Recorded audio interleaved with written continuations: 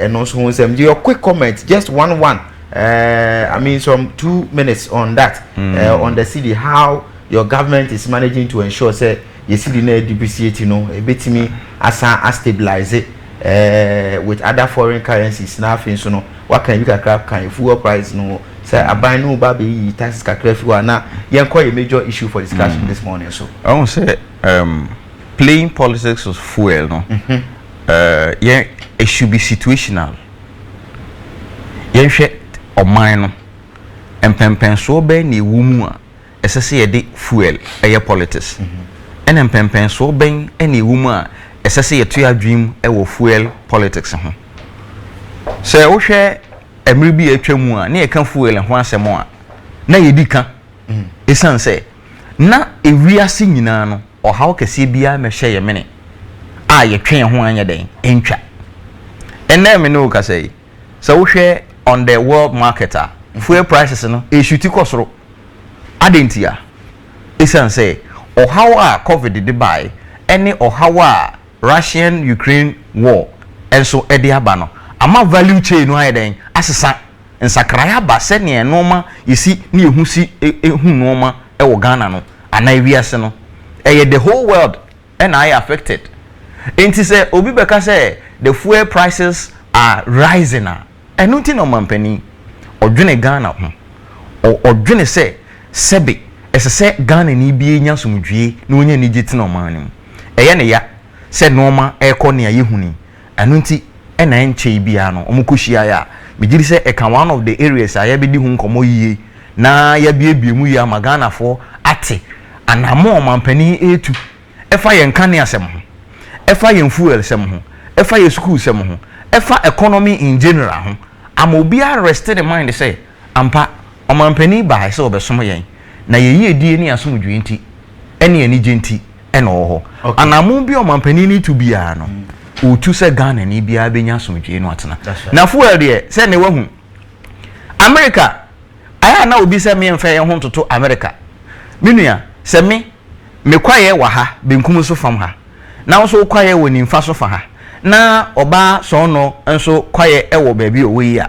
na sensuo etene fa ha ensuo ni yiri a mesere wara e kan ye nyina na se ka baakofo e kan ye nyinara into the global pandemic na ba ye ni Ukraine war na ba ye no aka amama nyina ene US for esan line to petrol emiri bi atwam kura gas na omo salai so long asa na omo nya bi aya na obi se me mfe ho ntoto obi ho nanso si amfe ho antoto aborofo ho a ye be da hu se ye tuntum na omo ye fita pato ati ase si ye si amfe ho ntoto obi ho a aborofo ye fita ye se ye tuntum enti ye mfato ho no boa emi hu se nia ekoso no eyade a ewiase afa na nyina ewo ohaw kesiem onyenim and enti support necessary the support o mampani ama yetumi agine na so yi because ade ni be ye no na ye wo ene me ena aye yensom okay ye ni nipa right the mema unko eche yemre nti 8 minutes to the top of the hour 9 a.m. here on Lucky TV Adekye3 Nsem and Tuesday's edition no and ye koso ede ebre wo mini abema eye udini ye Cosby ana Cosby to say Bill Cosby ni dino but me differently spelled. Okay. Enti papa Yesu Cosby na ye no AD and no communications officer the MPP ewo ejumako enya na sia was a member of the communications team at the MPP ewo in 15 manto mu na yenko yenim se government pediasi lodge over the weekend or ko dwendwen o my Ghana ho wone na tena nkonwa ehwe kwan a obefa so na economy na ya akofom no ebetimi a revive economy no na mampani eba ye ne hu se information minister de abetudwa se abandon shahodo agu akwan mu tichu apapo be enum bia obetimi e de revive economy no na afin so no ho ensensem ni nkitahudi anti ye beba ho but before then yenim se omo e ka se flagship programs of the government no the major flagship programs of the government it be say free senior high school, the school feeding program, nation builder score, I mean planting for food and jobs, one district, one factory, one village, one dam, I mean rearing for food and export. Just say programs in the endorse be makuma ko edunsia ene nachi any ade na yenkom one by one kakra say wa be fa no one by one by be shasia from the buying flagship program and kasa ye free senior high school na yahwe yensusu as a nation ye nyina ye jojo ye dwendwen ho because review no adwenche ne ba nyina no na ye twe epo na kasa de frim na ye de ama ban no na ono so e de ne de aka ho de ye adwuma ensu ye ban ene de na odi hu efa flagship programs you know ye review no should we scrap it and say ye nsa chemo and say den ma ye ntie wa dwenche e wo government flagship programs no eye manage say wa nsumpo ujitum say ne flagship programs no ne doso pa so akasa no ahyemi nkunan na wosan boss say e dunsia na che say abane ba no na botai ebisi ne nso no ne wo ho no say wo twi Ghana fo adwen agina so good e wo ho enti na wusi so ama Ghana fo akai say me da say enu ti na me bo aba so no say unya fine journalists like you are ne ekoso wo man ni mu no omodo mani hu di hu adanse krogen te se ne ya wo kan a ebe mo man atumpon me mi nhemu wo de yin nkomo me pia mi nhemu na me ye badwuma yo enti yanko yanim enti me bo aba so bi so watwen Ghana fo adwen agina adepa omampani bo ne trimpo bo ne trimpo na anya trimpo keke ededi pefe ema Ghana ni bia eni tue bi na senior mampani kan no o say a challenge economy no you betumi a revive it a bring it back to what life nemum enipa we wodie se Yesu kura bam sabre wo mu a ahwe ya na Yesu ama excuse kakra se yentwen na 3 days ebeche enti Akufo-Addo president of the Republic of Ghana se obekaya emre obedi ade no na economy no pempen so edu no na ejina ohamu nchemu miensa echiri ponson na ne nhihye pa odi gu akwan so no etumi pagya ne mu kodu ohamu nchichemu enwotwe na chiri po enum oha industries industrialization na natumi epagya mu from 0.5 all the way to 16.7 na inflation sene normal bo cost ro no obedi ade anim no na yentwe adwen nyina bibi so adidi enimu no ade ba 2017 18 19 nyinara na ohwe inflation a opagye otwe ba from NDC abresu 15.4 no to 9.2 nyankopon adom Bank of Ghana rate policy rate na besia bo sikasem ne ade na abandada no edigina ohamu nchichemu eduonu nson we dey on there no prapra no me dey prapra kwam na ma bie nani so me bie nani so on sa de no se Ghana fo ante ase from the beginning no a ensama abeka no ni nyina so no be tra internet se metwe Ghana fo adwene egina so kakra no tew na ni nyina mu no utumi hwe madum so atutwae enti den na sese ye ese egina pintin na de ewere ehye omampani ni mu me di kan ka hwe say from 2017 anana bedi ade ebepim ename ne okasai ne buta titire wani ni so nyina ne say yebeye nyuma job creation patwate ase yetio enu nti na abo nation builders call ye nyuma ne bia say nyuma na dan so ubenya no wo industrialization na remu afei na na hwe say da bi esi factory ene ese nipa wa hampo na ye adwuma o ha eye Ghana for na be adwuma sika kakra be bom butum afi yen hwe ne yenye bibi e friend digitization ena me no ka say wo ka esi abontin ana me beto ka bi wa bontin se nya wo di o se manager de a ena ni road worth se wu a ogina ne hwa na afa ne mobile phone no wa renew efiri hwa so a wo be hu say health insurance una na wo fie oyare a nya afa na wo kuta ne pomako in the digitization no wo be hu say we renew the health insurance with just *929# na dem kinkrin noko na na do hu se da bi se oman betum pon infrastructure so ka ho yensisi school adan yensisi hospitals agenda 111 yenhwe ema rose enko the year of rose ni nyina ye enhyehyeye a na na de bai ena wode fu akiri free SHS na enije ba sema ba Ghana free SHS na na se da bi me ma ne nso hara mi raise entrepreneurs wo man kasa bede wo ho aye nyuma aboa Ghana private sector no akosoro na gumua na ye hwe say quality healthcare delivery beba ene a me no kasa yi energy I stabilized me ba ha me hu say oh me hu say light off aba na e bia ba mba yi me ba ha no pa be 6:30 me hu light off say aba ni nyina stabilization ni bia na nsentem kakra na ase eye enso na yedum siesie right na ni nyina mu free SHS na na say there be the basis any eye JHS ti ma me free ho e na o ka say awofo me yemo president Ghana gudie bi bi aye Ghana ni bi ade enti me ye ne aye friend say free BC registration fee nana bae BC ni bia BC o matwe nyina no abane fa ho kra nyina wasi abane fa ho kra nyina na free SHS no nana do danko akufu ado say review enhwehwemu a ye behwehwe na ehu de tosin na yesese ye hye ne kana nyina no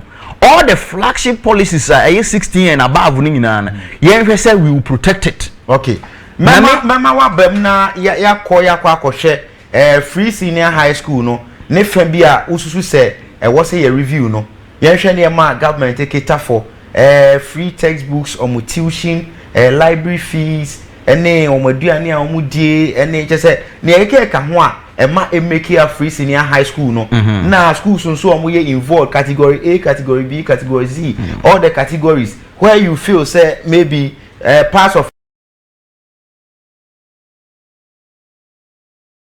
Adekye3 Nsem political discussion segment no na egusu edidin komo no meko minuaba Elena to ho na ode omanfo nso omsusu ne omadwen che kakra no okay aba sima kakra ntem na afi ye akwa se ne enema esi etie na if you onom na ye babaka ye bekom free senior high school some of the policies no eyade ehu ehia eye pa wo se ebia ni ho ehu hia ni nyina ho hia eye but ne akoye major teach you yeah, free senior high school no teachers and nursing training allowance na NABCO enso na fa bia akoye nsensem ne ade no ya rese ne enema sitie no yetimi ehu se ye betimi asacha ne fa bia na yedi hu komo ya rese ne enema sitie nti mejemu na media maminu aba ho matrofo na ye krado mo adwenche no koso mra 0574 072 123 0574 702 123 Margin Chenimra. Elaine Bachawa Crado asuma me na enti oman for messages kakrambra. Nyabe mameda say my crado e studio 2 hanum no. Such false hopes of building a strong economy and city were earlier given during the poor implementation of their 16 flagship programs including free SHS, which have plunged Ghana's economy into recession. Mr. Faaben, if review means cancel, the NPP is now going to cancel all their 16 flagship programs, then the whole Peduasi forum was like the one peswa coin, very legal but useless. We a precursor Kwame aristocrat, a kasoa old barrier. We a critical tatale. I think in breaking the 8 across all the constituencies, MPs like Honorable Mavis Hawakumsing, supported by her able campaign manager, will need the backings of hopefuls such as Gov't aka Mama G, as the women's organizer, Daniel Amofa as the second vice, Mr. Opong as the treasurer, Eric Amwakon as the assistant secretary, just to mention a few.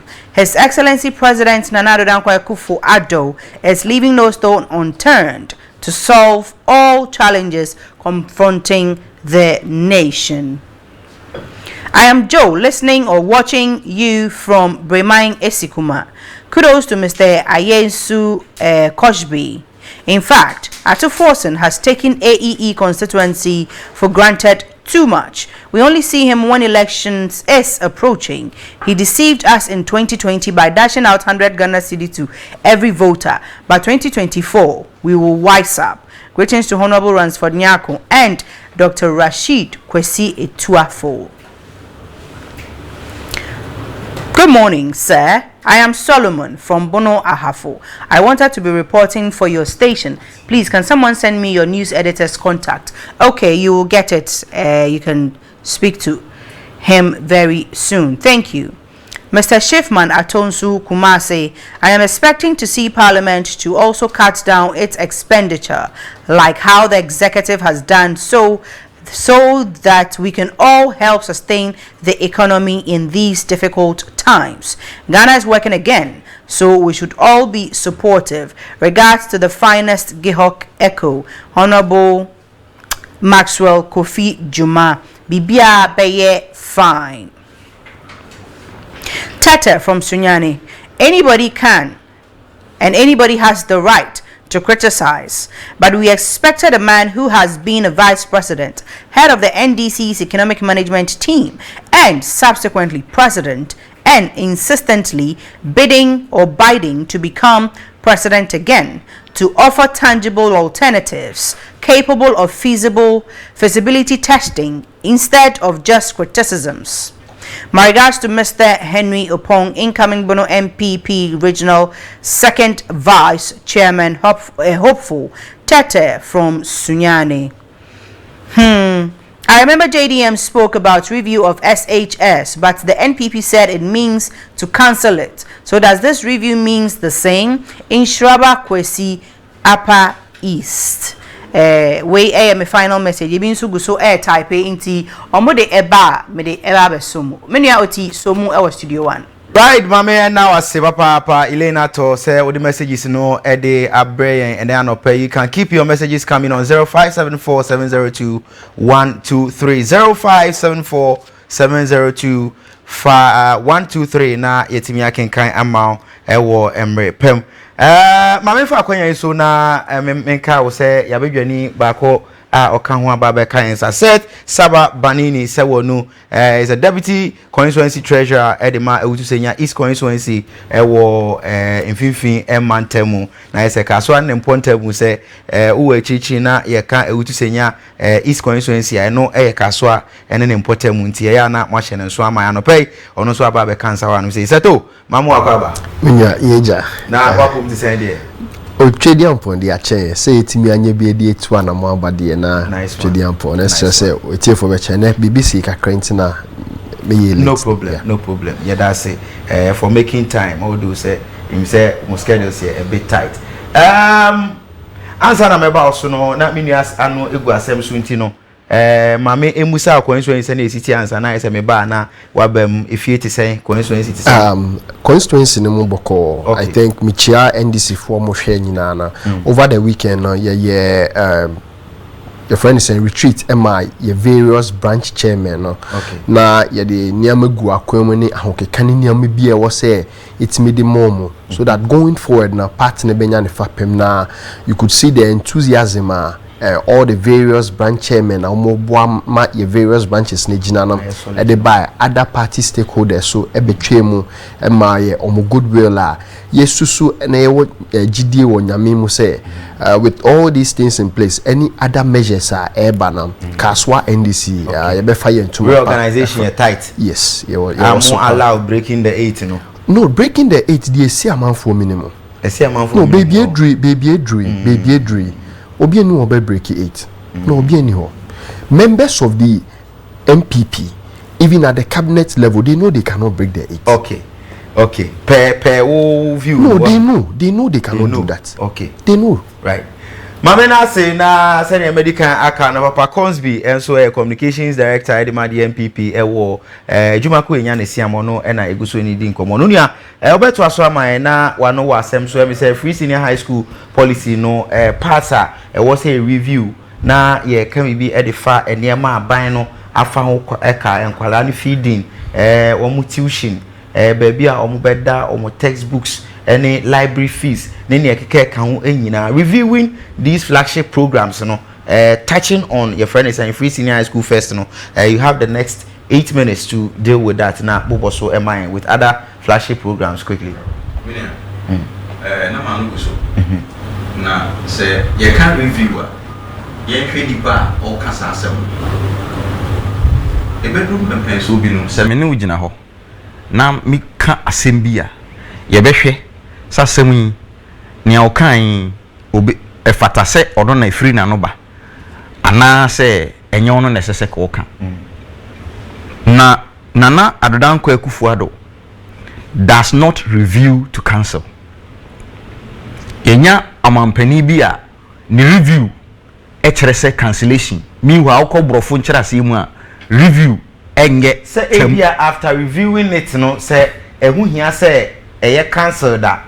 I know it doesn't mean say the word review na asesa be cancellation. Enti you review to cancel and now you review to build it up and make some changes. Enti na make say after reviewing it can be improved or disapproved. Very good. Enti yenko na na record a odi aba review mu a ye gidum say flagship programs a o hye ase ni nyina no ebie di ho a ye betwam. Okay. Na emu ye be hyekena ye be hyemu kena. Oba ye no say unim say na NHIS edampan na nkova ufiefo kan bi nkova paracetamol kra na yese nkova e me fiefo obem oh say obi a insurance Ghana obi ekita insurance me anso me fiefo kan bi yenko system flagship very no so NHIS we are talking about the reviews ama yehu say ampa na review no so obeye no yenya gidie wonu say ebeye. We have other sectors to touch on. So let's come to the review. E ka na da ho 2.1 billion no na review policy no hwe no otua sa aka na mane insurance no ekoso ye adwuma.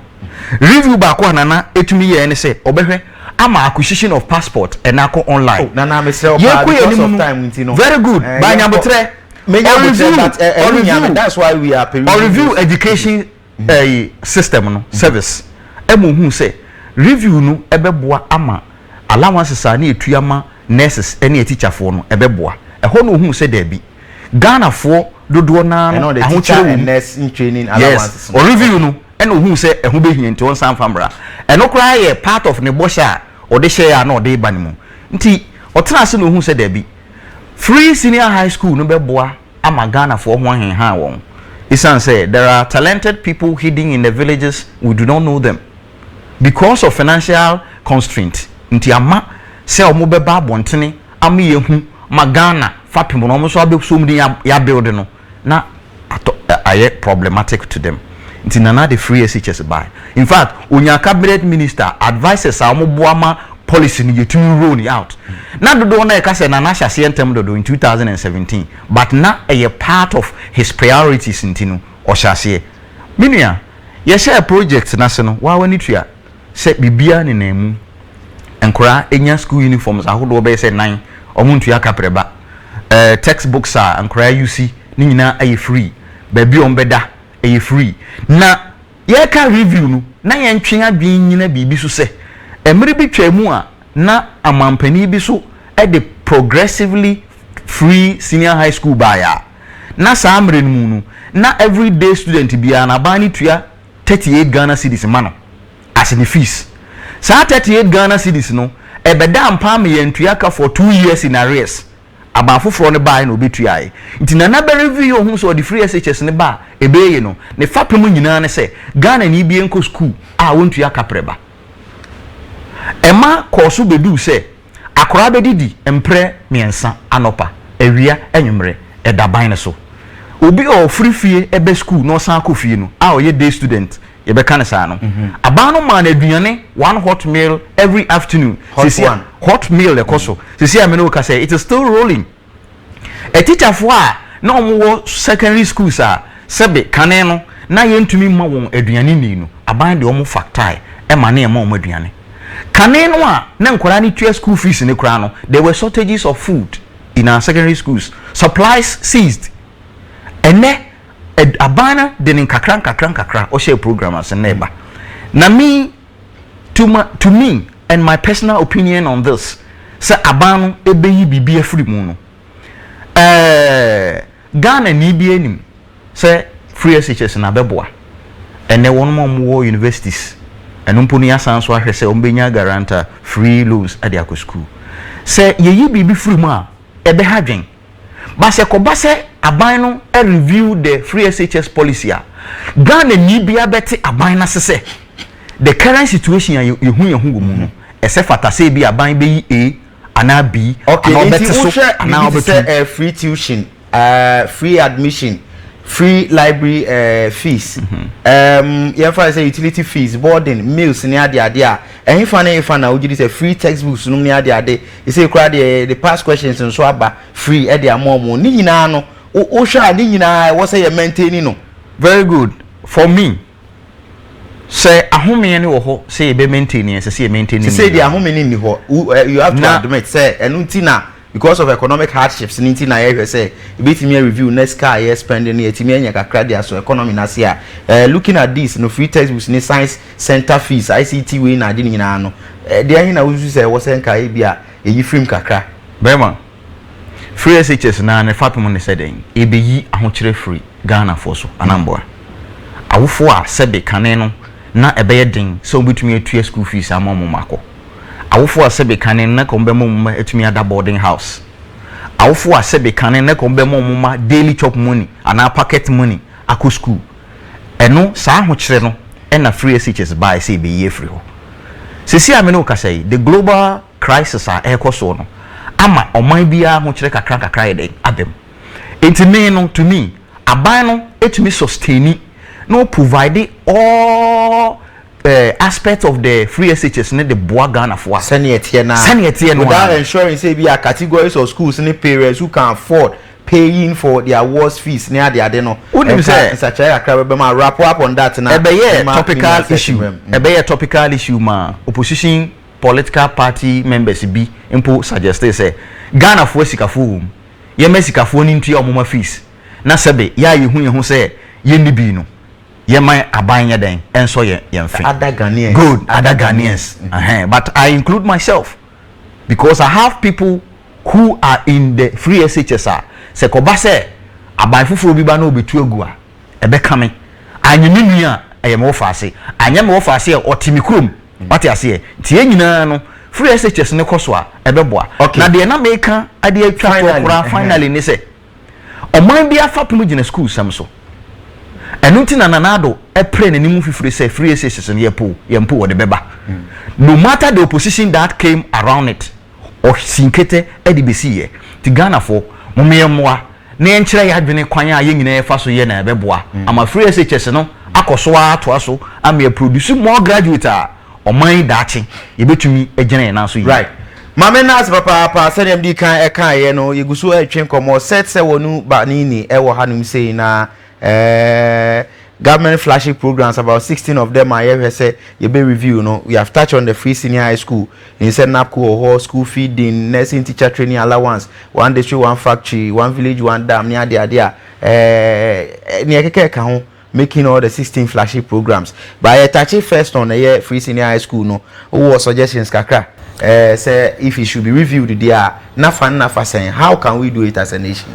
You mean ya meda was na ya sanso achia ye tie for mama ya bom fie mo modwuma mu ne baby omo hwe ye free bia na.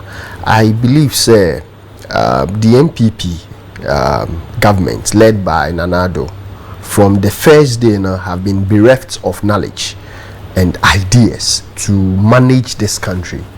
So bebre wo ho na o ma ware so mu ntimi nhwe mu fie enye aware no na eye se o kwa akware o na mum so obehwe fie o be bia odi ebusua na ene ne aware na ana enye sa na tie ana membu wa be wo ho.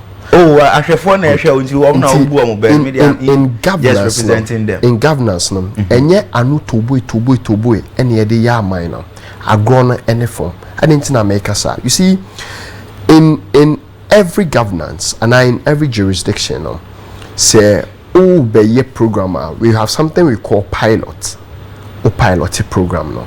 Now before you pilot a program no, you might have brought the experts on board, even consulted other people that have done several works in that field. Now what borrow on knowledge no, now wait me at the IO program now shall say on a small base snebe ya obetimi aye wo analysis na there ebe boana aye program very sustainable. And so also yen share flagship never free SHS na. You see the NDC under President Mahama in him say our 1992 constitution President Rawlings a consultative assembly active committee mo call around my drafters our constitution edition say we should have a jurisdiction, we should get to a jurisdiction young second cycle education ebe free amatimemu for progressively. No, that is, I'm talking about the genesis of free SHS now. Until President Mahama, in idea say a war constitution, or share with the knowledge of implementing something on small basis, on pilot basis, in a bear, yentimi enkoye ill-informed program, share the progressively free na say day schools now. Yawahana MPP for be boy chi a year dear ho a dada Ghana for say the free SHS saber. You see, no NDC person is against free SHS, and I'm saying it here again. NDC near be anywhere or free SHS.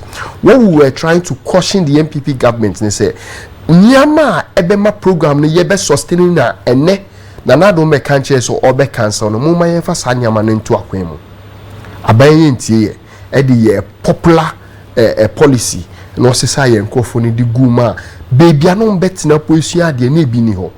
We have seen several videos enkwada tete form in this 21st century yen enkwada no mo SHS net form eduane krom nye bi nsuo ni baby on beda na aye baby ho. So in essence no, the program itself was not well thought through. Omo anfa ni die ni enguo na eba ne sikasem so amenya let us not be taken away by MPP form tactics now. Sika Ghana yin na fiti time ananado beji abedwa na ebepemene sika odia bo free SHS no brain nyina na a little over 7 billion, a little over 7 billion. And so oshe revenue aba ye futum over 500 billion na eneno ye the 7 something billion pen aye free SHS abai na ka kire say enukrenti na ye niscan. It is not true. You see, before you bring out a program, now we say ode key experts ebetina say key experts number inform aye technical team on be informing near e was all these things the government didn't do it. And so and then with the free SHS any other flagship programs now we are calling them off. I have always maintained say reviewing them. Oh, it's calling them off. Reviewing them. Minya, it is calling them off. Where is the money to run them? You see, I've always maintained say any jurisdiction, any government be or capitalizing on consumption expenditure. Ni major policies in higher consumption expenditure. Sa abayana, it doesn't last. They don't have foresight. You see, your economic status, middle income economic status year one. Oshe economics no and now share any developmental and forward thinking development theory be a catch say with your status no you invest in your infrastructures, you invest in other things that will bring money, what we call the capital investment. But abai we buy you know oshe ni major policies in na consumption say yendi we yinum and no na dey aba ene. Now you see any country be it gets to a time that your government will crash. That is where we are now. And then none of them is working. I quite remember said time and NABCO air banner. You remember you see Boateng, one of the founding members of the MPP. Any other major proponent of the MPP ekache say akwenya kwa baba na ya fan crofwa party boys. So kaisa seminar. And so even with the NABCO no more the salty party boys in the crowd, it wasn't well thought through. And then NABCO for omu terminal aba newiye eba newiye several months ye diomoka. But you see, what is the sense in collapsing jobs in the banking sector, in the media sector, in the industrial sector, and then you employ NABCO now at 1,700. Meanwhile, nka employ ni mama ne papa. Nka omenya more than that. That is the kind of shambolic performance nanado diaba eni ndada omo dia abemaye. And then whether we NDC no MPP no CPP no ahoche na abane eka obia. Enti on the policy no who ne say ye fa na Faaben ne senka review and wo hwa e dey na wo say ye fa policy no or should we maintain or scrap. You see, from where we stand now as a country, we don't have the resources to run these policies. So sustainability is a problem. Yes, it has been a problem from day one. In America, because they didn't consult the work of the previous government, they didn't consult the work of expertise, technical men or advice. Actually, until right from the onset, the takeoff was bad. The takeoff for all these flagship programs were bad. And you see, someone must be held responsible for misembezzling government funds. Yes, scarce resources now. Someone should be held responsible. You see, planting for food and job. Say share program now. After 5 years of implementing this program now, we should have green revolution in Ghana. Sasim Macau way so in other places. We should looking at the amount of money, budget allocations are cost every year into the planting for food and jobs alone. And then someone should be held responsible for that. It is quite ridiculous that the leading members of the MPP presidential hopefuls are all part of cabinet. And almost can be now. Your friend is saying, "O my name could be away." Alan Chairman, only minister for your friend is saying trade and industry. Say a juma be back ma ejinane nhyehyɛ so why say why we will come to him because his inclusion in this government e can be normal failure my only about Dr. Baumia akoto said wa yire mu kra o yenchini anka wa yire mu e wo ho akoto free you and yes I'm friend. Yeah, the agreement. Yes, all these three people are part of cabinet. Chesika every year biana o mine de mo say o fam bo omo aso ene hu ba sine be ya oman be nya ye ho fa eno ukojumoni aduane to farmers ne kra farmers omo nim statistics bi akra question aban say yentu anamu bia next year aduane hu be den. Meanwhile, we have had a government yet the several billions in the last 5 or 6 years. Say omo fan share ye did Nsem. Where is it? Trade and industry. Then me so you see from the onset all the flagship policies I believe it was a populist policy they buy just to win the heart of the people for election purposes. That is where we are now. And then things are very bad. I believe say if they want to do something now, one, they could as well get to the experts. People have written several papers. The opposition NDC government has given very reliable alternatives. These are documented. And I say you could even invite people for consultation. But none of these things are happening. And so we are going to cancel the free SHS. They are all cancelled. You be review. The MPP, the government is broke. And then we are going back again. But can you imagine that Senka Yebo using a free SHS Yebo Ediniyama to Akwem etwa progressively free so I mean yanka by now yendru baby ana. Sika ye dia bossa we ni hu dwani nyina sa sika na ye sika I ne ahye ye hu the tracer but I know say we will take this thing on. Anyone that has a hand, a direct hand in it or indirect hand in it, what bo ombanika in the implementation of these policies are and all these persons will be made to pay in the near future. Okay. Teacher nursing training allowance, school feeding, quick one member cause this remember you touch on a great Kakra planting for food and jobs. Government say in your but from the other views also I should say in your name more challenging Kakra we touch on that teacher nursing training allowance. You see the direction of every country is hinged on the vision of the leader. Ushemu ya President Mahama time ane ye wa bem asemba kwa no kan ne say me pese me boa yen crofo mo teacher training any nurses na pese me boa mo kane no na ye ma obia allowance so ye ma obia allowance say we enroll ma about 450 cedis per semester na bibisa na o de arane ho ebe boa kakra but ye hwema baby e pese ye kono we cannot sustain that allowance. This is what we want to do. Sikana and Kaide Bema allowance now. The betting change so they will move you onto the student loan trust fund. Time anami wo uni.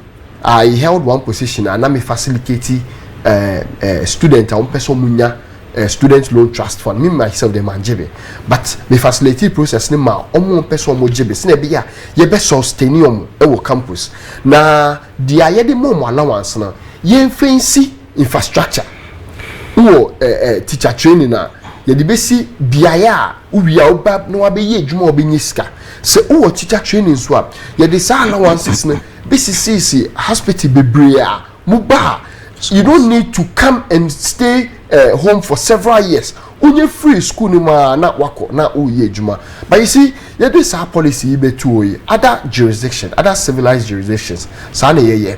But Yohana MPP for ko share Ghana for chi. Mani ye say president ma ne abadaye ma teacher trainings. Eni abadaye ma nursing trainings. Eni de ekeka ho. Ma mu ye papa yi nyansam. Enena we are going back again now. I will say my woman. MPP for air cancel teacher training now. More alternatives somebody could see. Your friend is saying school down. More alternatives say nurses allowances now. More cancel sesiano. Somebody could see hospital. And see where is the money going to? Menya, me no ka say statistics ni say between 2017 we've had over 500 billion. Money sa aba nanado ho revenue podie eno ndanchen sa sika wiya aba nanado ho yentimi hu full fledged hospital ba ko omusi yentimi hu full fledged university ba ko omusi where is the money going to enti eneno nurses na omu kona yeyi omu allowance no omu yi omu sa so betinefie e de oha beto omu parents so teacher trainings no omu ba betinefie na omo abeku ye the licensure examination ade abe frustrate omo system no. I can tell you one thing, the country has no future under Nanado and Baunia led government. The country has no future, and if something is not being done critically beyond the cancellation of the 16 major flagship programs now, we would get to a place I am pese yebeko and only dia air cost because it's bad. Meaning it is very bad. Very bad. And they say we are recording daily increments in commodities. It has never happened before.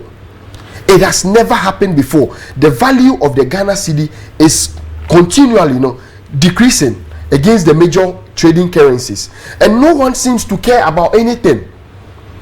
And so going forward, we are asking the government now to review the program. Says now or no canon. We will know say it's cancellation. Review it and then come up with a concrete paper. If possible, issue a white paper on it. You be clear direction now or they call ewo. And yes, idea it is going to be very difficult for you and I ewo. Okay. Mama Nazi said banini na me embra minia comes be so na yenti or no so say o better check kakra ewo your kind na yenko planting for food and jobs a great sector. And so, say what's a review now? So far, how far? And I was a review, so what should be done? Send your can say by now, there was a Ghana, a Timusampa, Niania Sudoso, and the Green Revolution. But as we speak, Niama at the same. And then me know my who you make a cry. Now, I am say, ABU to conquer some and on a Kakra, Mribi. Na ABA no aba. Ntino onhyeda nim Ghana nsem na bakwasem no people yi de nti American sa na se o se aban bia bekọ n'anim a ne fapem eye infrastructure na o man na enye sika and nti na former president John Mahama you should quote me right the caption say with reference to our economic status be aye wono nti it requires say you be say you should quote me right nti infrastructure no Mahama invest in infrastructure obi o invest more in infrastructure no ono anso de tabri Ghana e de destiny ko share IMF nsa no mkusan ema nurse fo a omo wi school 2013 omo tena fie 2014 tena fie enye agenkwa na nado dan ko akufu ado a ono ka se on invest in infrastructure na kasa mrantie ene maba wani nyina no omra brabo aye basabasa na eye menwanwa se obusa no se enti free SHS no yentwam anayenye den no wada ya no but as I say you treat Ghana for adwinjina so or the wada ya when to me NC assemble people I would also say nurse form we environmental health nurses no man 445 in 2013 omo tena fia manana dodan kwa Akufo-Addo na before mo adwumam in 2018 enti ye kase oman no it is not true. You have not researched it, please. You don't need to punctuate my delivery, please. No, let us remain some sort of level of discipline, because please let us remain some level. Please, if you allow him to do this, I will do similar. Please, so allow him. Yes, if you have something to write, you write. Yeah, but very good. Thank you very much. Enti, what alternative? Kasa nyina no. When to me and I and this for adwene be de say. Any any say ne be ye. Because at that time when there was no COVID, there was no Ukraine-Russian war now. Omo table here e de call omo de call him from senchi something. Very good. Omo kwotena ase no. The best solution, because of laziness in handling our economy and mismanagement at that time, the best solution was to go to IMF. Okay. Na Nana Dodan Akufo-Addo kwotena ase no. What is about IMF so? Or say IMF is out. You bet me ankasa brie mu jeni ama oman etumpon nti wode enhihye bi etudwa sa hihye no abeboa ma megidi sese ye nyina ye somu a ebekoso that time na COVID Ukraine war bi eni ho no mahama ba ya odi yekọ IMF ba no enhihye ba ne se yenhwe na teacherfo akatua no yenya hu bibi yenya nsakiremu eno an odi 3 months pay policy ba ama teacherfo a omo ye adwuma over 3 years ebimu yetu omo 3 months pay me ankasa metena hai I am a victim. O call me constituency, there are many of them omo tumi ye adwuma 24 months na abai no that time because of IMF ne policy dictate conditionalities inti ye mo 3 months pay policy. Okay. Abai ba no on the ose there bi de me ye ne say me kate cabinet ana ministers ana MMDC for mu omo salary so ama adjustment kakra ye den aba what your baby or baby di Ghana so oye sa dey we bi da crisis mu so a enkai no na NDC abreso na economic crisis be na wo so are here today. I think you can admit say I am listen Nana Dodan Akufo-Addo o say wo mu say globally o hawo ho enu nti na namu bi a otu in the interest of the people is at the pivot omo no mo hwe ama anamu bi a otu no aidai watu enti wo say emri bi atwa mu no na economic hardship be na ho na nursing training allowance yetwa mu hwe ti asama oka say nurse for na allowance yetwa because mahama hye omo bose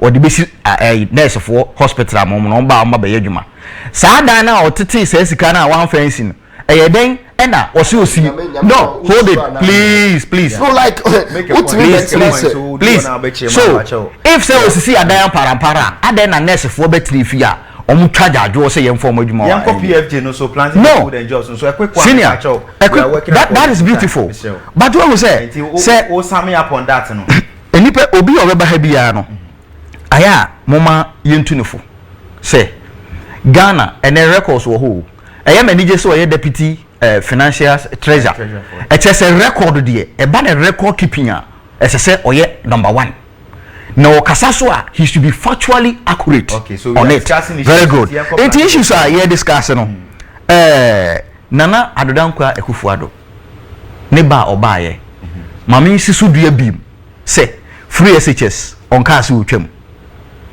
eye bosirimukanin futura and this for hyase edigu Ghana fo ni so on case obetwa planting for food and jobs on case obetwa 1D 1F mu nowhere ebia na NDC for no omunya the full details of meeting no ne report. Okay, but some back in planting for food and jobs no so far when him say impact in saying planting for food and job for the first time in the history of our country I exported plantain ekwamanone was under Nana Dodan Akufo-Addo emra implemented planting for food and job for the first time in time record oman yankra bro enfra manone and feed the school for any oman was last 2 years by because of planting for food and jobs. Please is it that like we feel the magana for Senior, shall we close the program and we go? Because I don't like people who cannot. It's not. But he should not. No. I can also say now or Kasano. Make your because no. You see, this is how they spoil programs. We have 5 minutes. We work. Very with good. time, So please, we work with time. Let me. But don't say you know our discussion shouldn't affect the program.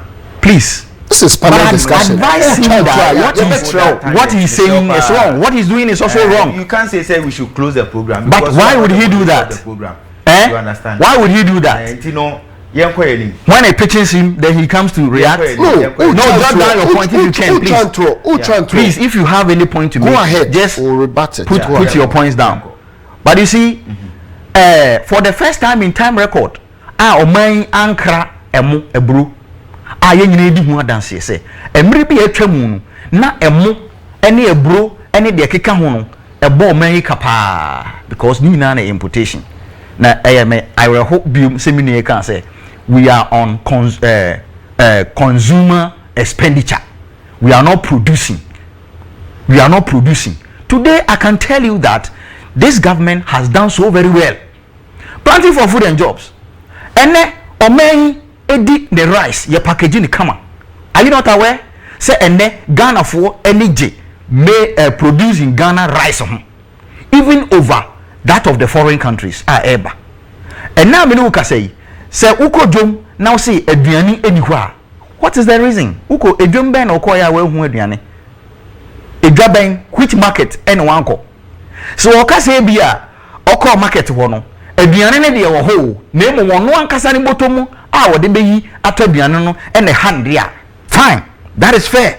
But to say aduane eni edwaman so, you see, in 2020 their former deputy finance minister Nsem said in 2020 Ghana okombesi ama aduane entumi aduane ho beye na ewo man mu. We didn't see that, but it is common with every NDC say ono everything be obekebiano, the negativity that will affect the progress of the country. That's what they are interested in. Planting for food and job and other policies, we are not cancelling it. We are continuing. In central region, as we speak, we are now having almost 18 of the 1D 1Fs. A B a function, a B our construction stage. Na omano sebe ufiti preku eposia emojabo. Omana ye building a gradual. Inti ye kwa ye nimu no ye hia ye nyina akabum ame abuild omano hwe ena me no ka se ohu de 1 minute patron na enko messages wahu measures na nado danko akufuado ode atudwa se ohwe e dey mitigate the hardship in the country. One, or she will reduce appointee salary by how many 30%. That time no ana hardship between 20 and 30%. Very good. Se si ade mamu yi people say 30%. No, near Kakra state. Very good. Into Kakra confirm say between 20 to 30%. Sabre no Domahama breso na pandemic BMI no. Sabre no mu na appointees no more double salaries compared today and that time. Se si another danko akufuado say oyede o injected $2 million into the economy. So that you be higher. Amasidi no depreciation a little bearable. Meboa. Samre ne mu den times no yemfa ntoto nana Domahama ho. Eno na na dum so ama Ghana sika. Amafo shiska bebri. Ene nana danko akufuado so I am going to cut down government expenditure. Government expenditure na eko cut no say government so all this free Ghana for ho de aye nyuma no oyi otiso kwa manaba form over 25%. Samre no in 2014 enana setekwe requesting over 3 billion supplementary budget.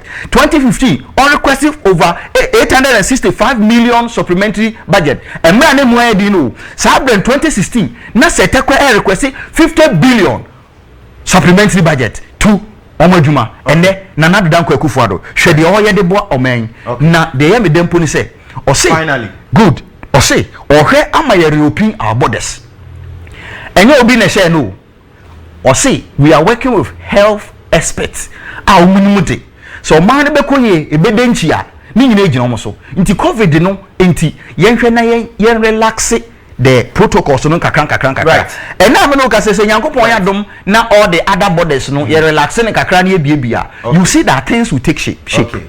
Mamenas papa minua Consby na I was taking note of my from the trade and industry minister no Omaeti has recently said Ghana spent about $1 billion in importing rice between 2017 and 2020, which is about 6.768 billion Ghana cedis into the country. Inti Oka say importing rice into the country for the next 2 years. Me pacho quickly ma messages imbra na yenko finalize discussion and anope wadi chimu nsem so.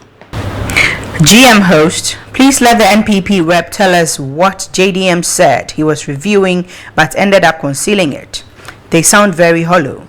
Free SHS has done more harm than good under this hopelessly super incompetent and clueless Nanado Bawumia NPP government since its inception. From lack of decent accommodation for both staffs and students to lack of textbooks amongst many others. Kudos to Comrade Seth S.S. Banini from Tariq Amadou. Elaine, let the NPP guy know that Nanado's fear of not going to IMF is because when he does, he won't be allowed to travel in luxurious air-bathing airplanes and enjoying with Sewa Bruni Tariq Amadou in a aircar way. It's only a visionless government and its porous economic management team that are bereft of ideas that would only consider IMF as the only option when the economy is challenged. But President Nana Akufo-Addo's government and its brilliant economic management team, with the rich economic experiences, would rather choose more efficient options like e-levy than IMF. And the differences between NPP policy reviews and the NDC policy review is clear. NPP always review policies to either scrape taxes or reduce taxes to give some relief to the business society, while the NDC always review to cancel allowances or impose more incentives taxes to burden more Ghanaians. Greetings to lawyer Justine Kodia and Honorable Tina Mensah Abdul Rahman Baku. Good morning. Please, I'm Frederick from Akimoda. In fact, the MPP man, he don't know what he's saying. Why is he in this country at all? And now we're too quiet. Watching. In fact, we cannot allow a dead goat to come back to power. Teachers taught for 13 months and were paid only 3 months. We have a former president who said he will not use 2 billion on free SHS. We have an NDC party that sponsored about 50 adverts against free SHS and named it 419. Bringing NDC back to power is like drinking DDT. From Joe Esikuma. Watching the NDC guy, I can confidently say NDC is bereft of common ideas. With NDC, nothing is possible. Joe Esikuma. Mahama advice to Prof Mills reviewed the district mutual health and Akufo to National Health Insurance Scheme, which made every Ghanaian to have access to healthcare across the country. Mahama himself, as president, made sure that the National Health Insurance Scheme have had their permanent offices in this country.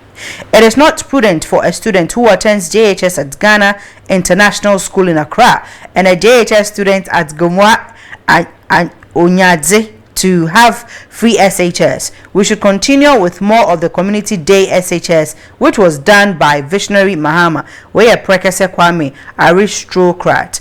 And please, my last message, please, what she is. Oh my God. Okay, I'm sorry, I'm not reading the final message. The message is now and also pa and so yet me can kind in mamo. You better reply there, mamo. Right. Muntie ejumadieno. Right, thank you very much, my sister Elaine Ato and Yetine Kano and Anope or the messages no Ede Abre in case Ibibana Emrewa Yabekin kind Ede amount of Bibiako. So back to you, said Banini na Yanshe near Ewohonomo on still the issue are you discussing. Minya medawase say sometimes no yinya kwenya na yebetina ha na yewie fi say Ghana fo no ewa adwen omodedwen.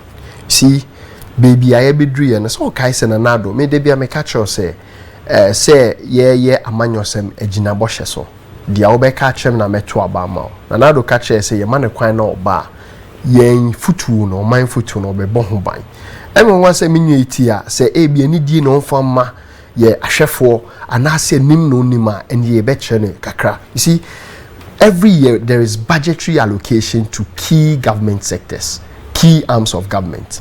Menu kase, it is on record say o claim say nana we friend saying President Mahama overspending woni executives. So it's not true.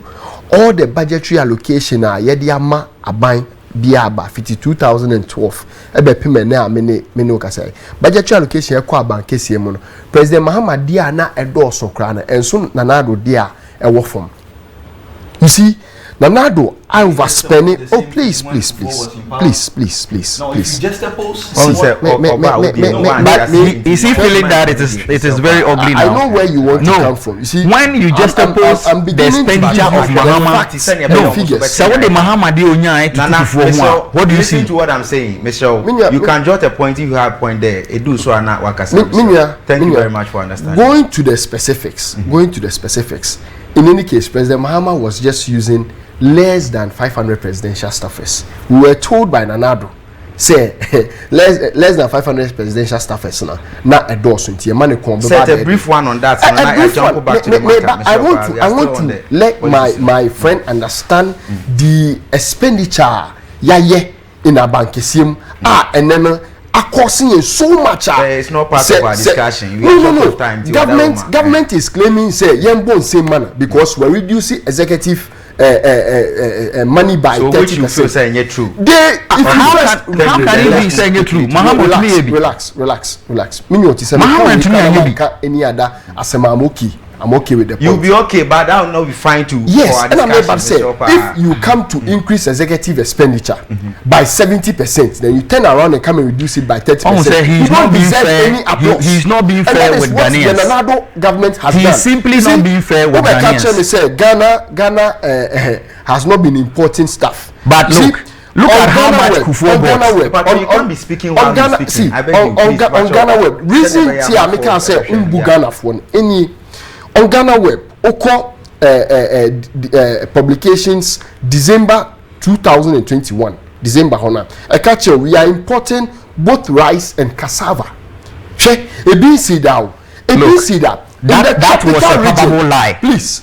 It was a lie. From which countries? From China. Look at China. Ghana imported cassava from China. Ghana imported cassava from China. My friend here doesn't even know. No. As we speak, China is even producing. We never imported cassava from China. That is very bad. And I'm preparing an article on that is untrue. Government. You see, Mama Chow say you imported rice and cassava from China into our sub-region. Remember, say, sub-Saharan Africa, baby, your assassin is so unique, say, you may be a boy, you timinya sanyaman, and then another no basic commodity to say cassava, yedi yagbelika, klumia micromediani, yedi agbelima, yedi be starch, yedi be bibia, Emma Ghana for mono, and then you imported over 99,000 metric tons from China. That is false. You see, you can also sit not here helping and him. make those. You are not helping him but because he's lying. Come on. 90% of cassava. That is the news site. So you see, he believes in news sites than the reality on the ground. What is the reality? He just believes in a story online without the reality on the ground. Thankfully, baby, I studio you any Kasoa main market, Kasoa new market, and what. We are mefanat na kemo. Na me na market. Ni akoshe say our commodities in the market are now. Minuka say for 5 years we have invested over $20 billion in what? Into planting for food and jobs. Yet we cannot even buy a bunch of plantain. We cannot get tuber of yams. We cannot get common right. If you will finalize on that, and it seems I was saying to me, in finalizing my submission this morning, the MPS mechanism, you see, the MPP has a tradition of say, you be 2 foot to a gun near country and now for the dead, near the Adada Ghana for. But the truth of the matter is, the reality of the people will expose you. And it's exposing the government very badly. Right, Mama Nas Papa, the Chimu Nsem, Yabana, their final submission said they're free, your panel members, no, Eddie Brown, disabled, the Abema, as your phone so Aquena, Omdo, my drink chair, and Eddie Abba, and they discuss on the government flagship programs. I would do a do NCA a wo hwe anim se obetimi ahwe na wahwem se bi obetimi aye nsakire wo mu a ana wahwemu kina na eno na etwe ho enkomo menua be ma set banini se wonu ebe kan ensa wanum se na menua Cosby enso ebe kan ensa wanum se ye beda omodi ansa na ye wie dwumadi na homa na da on 0509346946 na 0509390977 yemfa yemfrefo a odi kan wa homa. Hello, good morning. Good morning, Onye. Accra, nyame adom udin ba bia o kasa free. I'm David na na kopia ni kasa free Kumasi Madeni. Mbacho ma yenti o.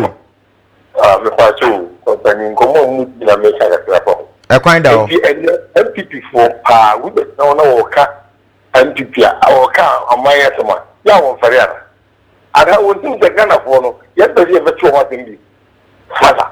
Opi o mai bi do mama sama ya obisa MDC ni se ebribi no di Ghana na jo mama mu na ye papa amu dada nkofo na se de musika se nye papa entira nkofo to abama amu ndi so ko wale ba na we be ma na oba do wado no ba no ne ntie wo bi ehu so o yide hu so be oba no be ma no ne papa no msaboro ntwo wawo eti ko na so ejawo na ko wale oba fufuro be ma fufuro na be ma no wonde wo kuru ne de nipa de ko no so be bia na sa be adon kasa when person call, I mean, common sense will tell you, say, I deal with you say, yeah, on the 30 episode to call someone from Kumata. Food for planning for food and jobs, I'm okay. Papa could turn in themselves, you're near Ghana, or dear, who fed blood to see. What to a long time with about the 260 room. I don't want to know. One of the other, I say that yet. Mr. 1 million with the BT job. All right, my nurse is also do submission about Jumedi and so on. Unso betimi do dia ba 0509346946 and I think 0509390977. Pacho fra na wadwom ufi wafidie no TV no wadwom nene no akofom kra sane be ya e betimi ate wonkan ya na enya feedback ewo eno eho pa 0509346946 yamfa ofrefo a odi ho na enti ono so ne a owoka ene anope. Hello, good morning. Hello. Akra me catch you say dwom wafidie no din ba bia wo kasa free. Hello. Good morning. Good morning. Your name? Yeah. Hello. Udini ba bia wo kasa free etie o. Your friend Mohammed Nuruddin Isaka. The Fefi Kasoa. Ma enti o Nuruddin. The traffic Kasoa. Nuruddin etie o. Me say MP na otum na okasano. Onkoja ayade otako market on to be unse bibi nyama bibiri afisa. O say MP stu be na on the class o ma no pe. O kasa ti so bi o so ba pe. O ma no get o kasa ble. Anything now na abuko o ma mi o. No kwenta wana o nka na yentume mbo o mo. Almost sorry, I'm trying to do my until my way. Your part from Gumai, and so you're from Gumai. It's all kind of big, one kind of right, my nase oba homa so a enkoma edi ye no na wakwa no so na wakyere wadwene mesho enye omo betena ha no ho nkomo na ye di eye oman no ho ensem eho na ye di nkomo nti oba no make sure say issue a ye de top no so no eno na obedi ho nkomo won hye ne nso emfa ma emre kwa anim no na ye sacha niema ewo eye ofre enso eya ye pe issue based issues na bibia akos. Hello, good morning, sir. Hello, good morning. Good evening, baby. How can I say? Man, or because of the cost. Okay, you mama ain't you? In the very money, I think that it's a hard time after the young so you to know. The two year casa ama policies do our tomb. Consider me because looking at SHS, it is a very good policy. They'll be able to win education, but at the end of the education, what is the next step? Are you also going to give or maybe provide other things for the youth? Because what is the next? NPP man now say we want more graduates. After going to the university, what are you going to also give back to the society or maybe to the country? Is that what we want as a nation? It is a high time we start looking at vocational things that will make the youth use their own hands and their skills to develop in our country. But it is getting sad. A commercial photo as that, and the photo as the photo cities are. The next minute, about could be now as no one for so. Are they telling us that they don't think because they are earning so much from.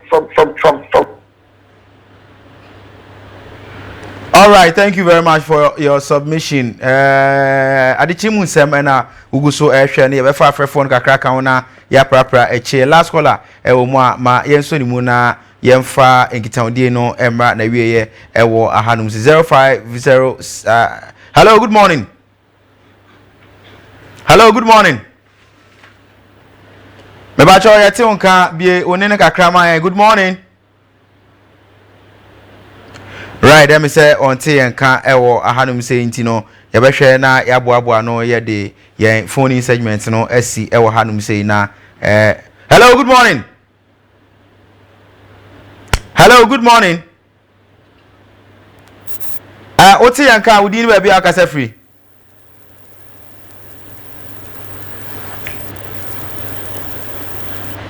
All right, yen to aso facha yen pacho want me ama homa no so facha yen papa na yemfa yen phone segment no nyina emra na wie memra back inti Accra ma yemra back to the studio na ma me sha say fi Cosby u final words e wo nkitawodi a ye di e wo ene anope nana bacho sima me nu ntem wadaro nana do dan ko ekufuado ohawa Ghana ni bi ekom nu ne dasom ana ne concern se obehwe ama oha no to atwa anu nti na waka se enche yebesa back to the old point where we started na economy no bibia dededen yare ene akoa ekokoso no na aye akwansidie kakra na IMF de se yebekọ na yebeka se yentwa allowance mu yentwa free SHS mu planting for food and job mu 1D 1F yenko IMF se ombe ma yetwa saa no man mu ne de enya de a obema yakọ IMF da esan so man no da ache no eni kwan se yese no na yetoto na se eno nti nyame ncha de a ode nhyehyɛ aba se IMF no yetwam tintontan a yenko ne de ohwe ama n'adwumayefo a wono yadwuma ni nyina katua a ode mo bosome no obete so ohamu chichemu aduasa